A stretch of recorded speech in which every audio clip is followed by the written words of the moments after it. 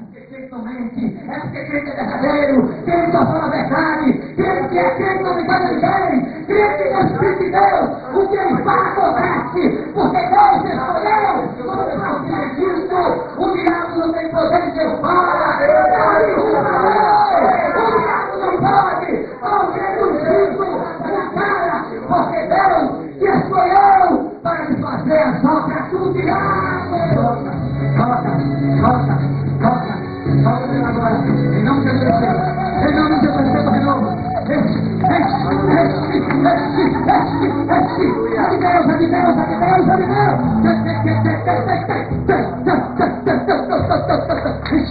Enche ela nessa noite, renova,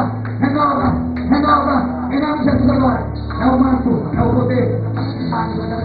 Santo, você vai ter muito obreiro aqui, não vai faltar. Em brevemente o Senhor vai abrir os pontos de pregação. Deus manda dizer assim: esse é o teu chamado, esse é o teu